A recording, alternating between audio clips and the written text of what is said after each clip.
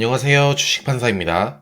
투자계에 살아있는 전설 워런 버핏에 대해서는 투자를 하지 않는 분들이라도 대충은 알고 있으시리라 생각을 합니다. 올해 8월 30일 버핏은 본인의 90번째 생일을 맞아 일본 5대 종합상사에 각각 5%가 조금씩 넘는 지분을 투자하고 있다는 소식을 전했습니다.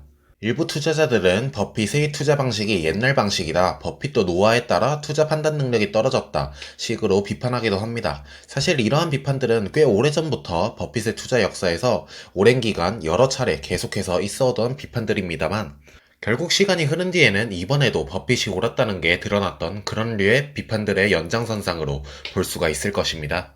이번 투자 역시 뜯어보면 상당히 참신한 관점이면서도 합리적이고 좋은 조건의 투자들로 보여 역시 버핏의 뛰어난 투자 역량은 90세가 되어서도 유지되고 있구나 감탄하게 됩니다. 또한 버핏이 가치 투자에 살아있는 교본인 만큼 이 투자를 면밀히 살펴보면 투자자로서 배울 수 있는 점들도 상당히 많다고 생각되어 해당 투자를 상세히 분석해보며 제 코멘트들을 덧붙여보는 영상을 만들게 되었습니다.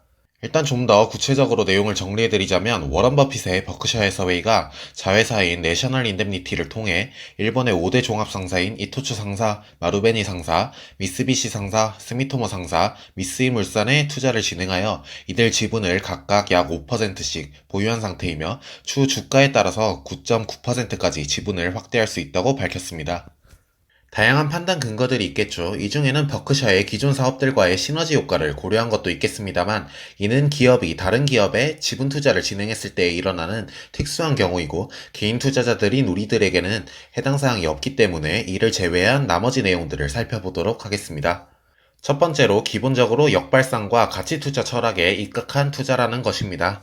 과거, 특히 지난 10년간 미국의 주식시장은 맹렬한 주가 상승의 흐름을 보여왔던 반면, 일본 시장의 경우는 1990년 즈음에 버블 붕괴 이후 지금까지도 상대적으로 주가가 지지부진한 모습을 보이고 있어 두 시장의 흐름이 상반된 모습을 보이고 있습니다.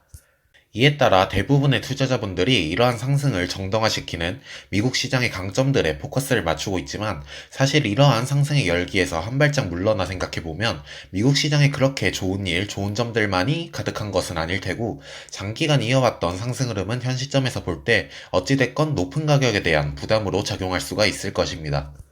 특히 테슬라 등 일부 기술주들의 경우에는 PER이 1000배에 육박하는 등 과도하게 높은 기대감과 밸류에이션 수치들을 보임에 따라 우려를 더하고 있는 모습입니다. 버핏의 가치투자 철학은 다수의 대중들의 방향을 거스를 수 있어야 한다고 강조합니다. 많은 이들이 미국 주식, 그 중에서도 미국 기술주들의 놀라운 상승 흐름에 취해 있을 때, 버핏은 미국 시장이 아닌 기존의 상대적으로 지지부진한 주가 흐름을 보이던 일본 시장의 투자 매력을 느끼기 시작합니다. 소외된 시장에서 가격 메리트와 우수한 투자 기회를 발견할 수 있을 것이라 생각한 것이겠죠. 실제 버핏이 투자한 5개 종합상사들의 재무 수치들을 살펴보면 대체로 PER 10 이하, PBR 1 이하 등 가격 매력을 확인하실 수 있습니다. 마루베니와 스미토모 같은 경우엔 최근에 단기간 실적이 부진하여 PER이 다소 높게 나타나고 있는 거고요. 배당 수익률 또한 평균을 내보면 4% 정도로 우수하고, 이 수치들은 버핏이 해당 기업들에 투자했다는 소식이 알려져서 주가가 다소 오른 것을 기준으로 계산된 수치들이기 때문에 실제 버핏은 이것보다도 좋은 가격에 해당 기업들에 투자했다고 보시면 되겠습니다. 최근의 투자 환경을 보면 실제 재무제표상 드러나는 수치들보다도 꿈이 중요하다며 PDR이라는 다소 황당한 용어까지도 만들어낼 정도로 성장이나 꿈에 많은 프리미엄을 주는 시장입니다.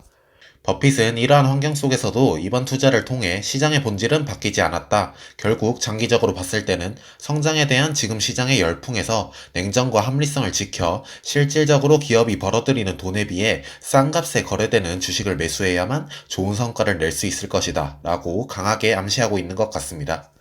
물론 단순히 저PER, 고배당 등 수치들로만 저평가라고 판단한 것은 아닐 겁니다. 과거의 실적이 좋았고 배당이 높았다 한들 미래에 이 수치들이 줄어든다면 과거 수치들은 큰 의미가 없게 되겠죠. 단순히 숫자들만으로 저평가를 논한다면 밸류 트랩에 빠지게 될 겁니다. 버핏은 분명 히 5대 종합상사들의 사업 내용 또한 면밀하게 분석했을 것이고, 미래에도 충분히 높은 이익과 배당 수준을 보일 수 있다고 판단해 투자 결정을 내렸겠죠. 어떤 포인트들이 있을지 살펴보도록 하겠습니다. 일본의 5대 종합상사들은 100년이 넘는 역사를 가지고 있는 기업들이며 지금도 일본의 최고 수준 인재들이 근무하고 있는 기업들입니다. 또한 이들의 비즈니스 모델을 살펴보면 에너지, 기계, 화학, 식품, 금융 등 아주 다양한 사업 분야에 관여하고 있고 세계 곳곳에 조인트 벤처들을 설립하여 여러 사업들을 진행하고 있어 사업 포트폴리오가 아주 다각화되어 있는 안정성 높은 기업들로 볼 수 있겠습니다. 이는 버크셔 해서웨이와도 비슷한 사업 구조로 미니 버크셔라는 평도 있죠. 혹시 미생 보셨나요? 만화가 원작이고 드라마로도 나왔던 작품인데요. 여기서 주인공이 다니는 회사가 종합상사입니다. 웰메이드 작품이기도 하고 깨알같이 종합상사의 사업 구조에 대해서도 조금 알 수 있으니까 안 보신 분들에게는 추천드리겠습니다. 이렇게 다양한 사업 분야에 관여하고 있는 일본 기업이기 때문에 기본적으로 일본 시장 전반에 투자하는 ETF 투자와도 유사점을 찾을 수 있을 겁니다. 다만 단순히 일본 시장 전체에 투자하는 것은 버핏의 스타일이 아니죠. 그 중에서도 특히 강력한 경쟁력들을 가지고 있으면서도 각종 지표에서 가격 메리트까지도 보이고 있는 5대 상사들의 투자함으로써 시장보다도 높은 수익률을 추구하고 있는 것으로 보입니다. 또 한 가지 짚어봐야 할 점이 이 종합상사들은 세계 각국에서 조인트 벤처들을 통해 자원개발권을 확보해 놓고 있다는 점입니다.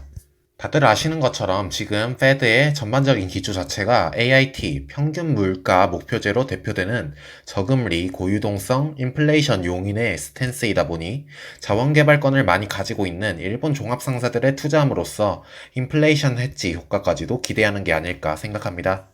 다음으로 버핏의 레버리지에 대한 관점을 짚어볼 필요가 있겠는데요. 레버리지, 대출받아서 투자하는 것에 대해 아주 부정적으로 보는 투자자분들도 덜어 있습니다만 버핏은 레버리지를 절대 쓰지 말라고 조언하진 않았습니다.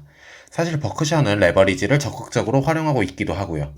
다만 키포인트로 신중히 만기가 길고 이율이 낮은 질 좋은 레버리지만을 쓰라고 강조합니다. 실제로 버크셔는 기존의 일본에서 10년 만기 연이율 0.44%의 회사채를 발행한 바 있습니다. 0.44%로 빌려서 연 배당만 4% 넘게 받으니 구조적으로 이미 이기고 시작하는 투자인 셈이죠. 물론 우리 같은 일반인은 이렇게 좋은 조건의 레버리지를 활용할 수는 없을 겁니다. 이것이 우리가 레버리지 사용에 훨씬 더 신중해져야 할 필요가 있는 이유죠. 요즘 시장에서 나오는 B2라는 단어는 버핏의 레버리지 활용과는 거리가 먼 단어일 것입니다. 그렇다면 일반인은 어떻게 레버리지를 활용하면 좋을까요? 일단은 충분히 싼 주가에서만 레버리지를 활용해야 할 것입니다. 기업에 대한 분석이 충분히 이루어져 있어서 저평가 구간에서만 레버리지를 활용해야 하는 것은 기본이고, 특히 올해 3월처럼 비정상적인 수준으로까지 주가 하락이 일어나 있는 경우에만 특수한 케이스로서 레버리지를 조금씩 활용하는 전략도 훌륭한 방법이겠죠. 물론 역설적으로 공포심이 가장 커지는 시기가 레버리지를 활용하기 가장 좋은 시기일 가능성이 높기 때문에 이 점을 인지하고 공포심을 이겨낼 수 있어야 할 것입니다. 또한 우리는 버핏만큼 양질의 레버리지를 활용할 수 없기 때문에 레버리지의 규모 역시 너무 커선 안 되겠죠. 20에서 30% 수준에서 부족한 현금을 보충하는 정도로 활용하는 것이 좋지 않을까 생각합니다.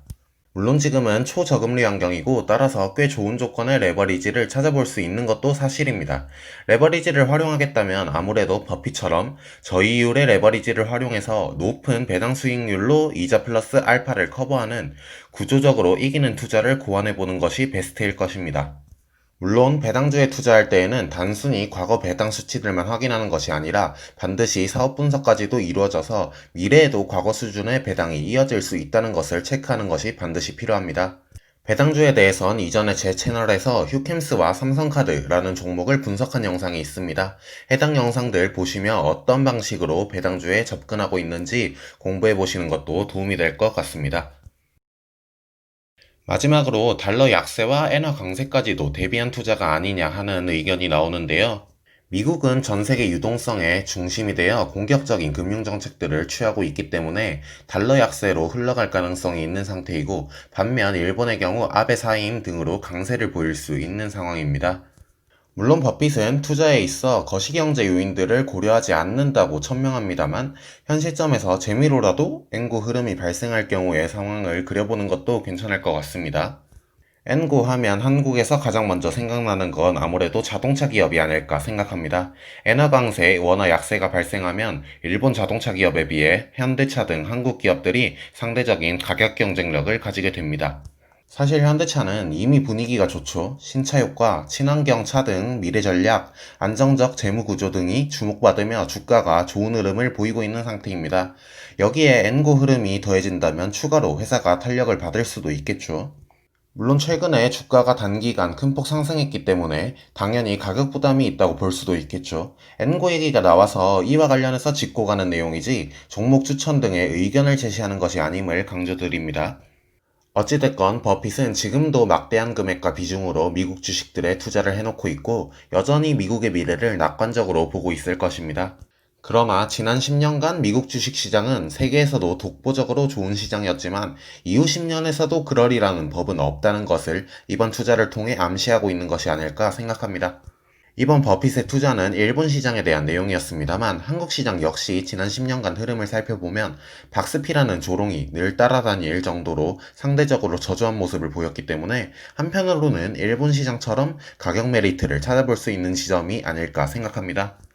많은 사람들이 코스피의 지난 10년을 보며 그동안 저조했기 때문에 앞으로도 그럴 것이다. 한국 시장은 답이 없다. 라고 말합니다. 글쎄요, 그동안 저조했기 때문에 지금은 주가가 싸다. 앞으로 10년은 더 좋은 모습일 수 있다. 라는 바람과 기대를 이번 영상을 통해 가져봅니다. 긴 영상 시청해주셔서 감사합니다. 재밌게 보셨다면 구독과 좋아요도 한 번씩 꼭 부탁드리겠습니다. 감사합니다.